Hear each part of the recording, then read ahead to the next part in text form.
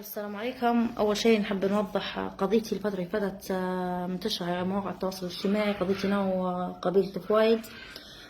أول شيء أنا كنت أتقدم مع عجوز برقة وجو تمام، ما فيش ولا أي موضوع، وصبت معانا الولية هذه في قلب ورب.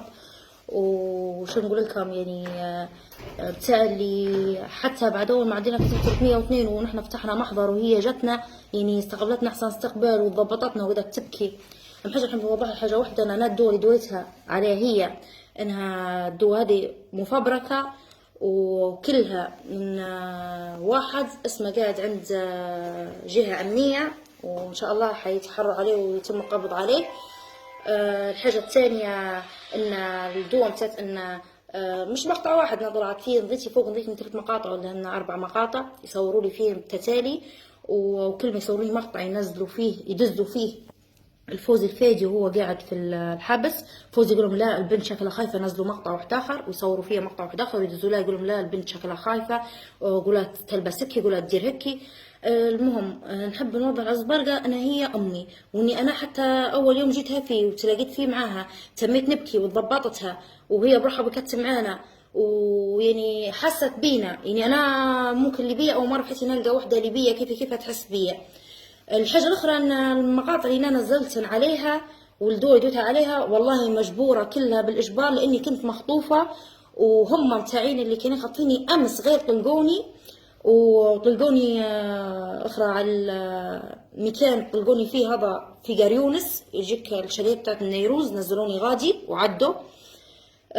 وأنا أساميهم أعطيتهم للناس، وصاحبتي حنين حتى هي جابوها، جابوا حنين ليا وانا قاعده في نفس المكان هذا اللي خاطفيني فيه. حتى حنين تم كما تقولوا تطيحها من قبل اشخاص معينه، طيحوا حنين وجابوها وقعدت معايا. حنين قعدت معايا يوم واحد، اليوم هذا اول ما جت فيه حنين ميدو حليبه طلع حنين حطها برا في السياره وغطى السياره بالبطانيه وقاعد يصور حنين مقطع، ونضيت كنت ركبته على المقطع بتاع حنين انه من القزاز بتاع السياره من لورا مغطى ببطانيه.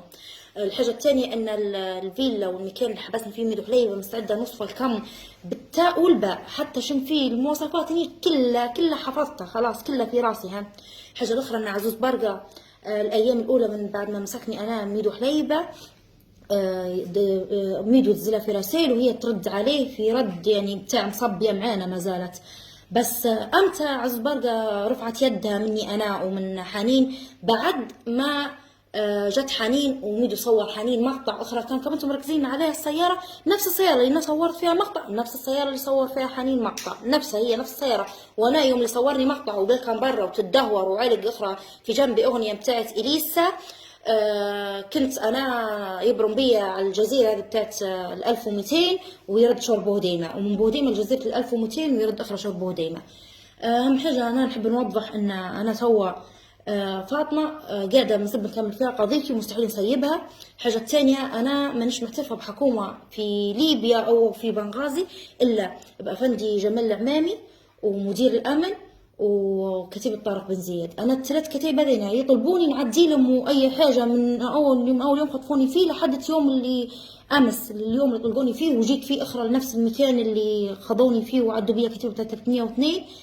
يقولوا لي مثلا اي واحد من المقرات هذينا او مدير الامن او طارق بن زياد او افندي جمال العمامي يطلبني نعدي له ونحكي له المواضيع من البدايه للنهايه وبصراحه وبكل وضوح وانا مش طالبه من الحكومه انها تدير اي حاجه الا انها تجيب ميدو حليبه، تجيب فراره تبتبينو بشير فاشي، وتجيب البنيه اللي اسمها حنين. وتو بعد ما تجيبونا كلنا ونقعدوا كلنا مع بعضنا تو كلنا ما فيش حد حيكذب على حد. تو اللي هناك اللي انت دايره انا حنقول درتها، واللي انا مش درتها انت حتقول مش درتها، لان ما فيش حد يقدر يلاطح حد وهو يكذب عليه في وجهه.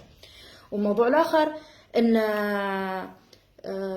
انا قضيتي ما زلت مستمره بها ومستحيل نتنازل عليها. والكذب والاشاعات اللي طلعا ان حشاه يعني محمد القابسي حتى يوم اللي نحن عدينا لساحه الكيش محمد القبسي يعني مفروض راجل يقول لك مالي ومالهن، بكل في 100 والف رجاله يقدروا يعدوا يقدوا معاهن، لكن الاستاذ هذا محمد القبسي جاء في سيارته وسيارة أخرى في جنبه، وجا قعدوا معنا في ساحة الكيش لين ما روحنا، وروحوا بينا وصلونا عند الحوش. يعني الراجل ما حقناش منه إلا كل حاجة خير. وراني ناب نعتذر لكم حتى على حنين صاحبتي من الدول اللي دوتها، وني راه الدوا كلها هذه مفبركة ودوا يعني شو نقول لكم، ميدو حليبة خشعية. قولي تبش تقولي في معاملة واحدة أخرى.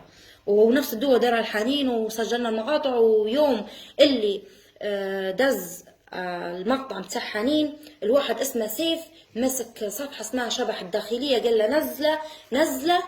أهم حاجة سيف هذا كيف ما تقولوا رن على الميدو، قال الميدو توا أنا بنزل المقطع شوي. ميدو قال له نزل المقطع. ميدو حليبة خش عليا قال لي في وحدة أنا دزها العزوز برقة، تو تعدي لها وتدوي لها دوا، تو ثاني يوم أنا نعدي العزوز برقة ونصور مع عزوز برقة مقطع. فعلا نفس الدوا اللي صارت نفس الشيء اللي صار. وعزوز برقة نحب نفهم حاجة واحدة، أنت يومي صبيتي معانا بكل قلب ورب، وأنا صح كنت ندعيكي في دوا غلط، وأنا بروحها ما كنتش راضي على الدوا اللي ندفيها عليكي، لكن يعني يعلم بي يا ربي، وأنا تو قاعدة في حرية، لا في واحد خاطفني لا شيء. انا وشهاده من ديني وشهاده من ديني وشهاده من ديني، انت يعلم ربي ان انا عرفوك لا شيء.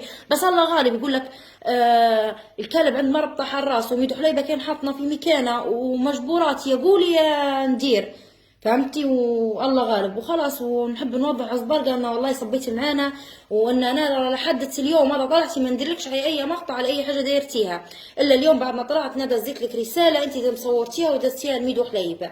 ميدو حليبة رن عليا وسجلت تسجيلين صوت، وواحد من التسجيلات قال لي أنت دزة رسالة لعزوز بارقة وكا.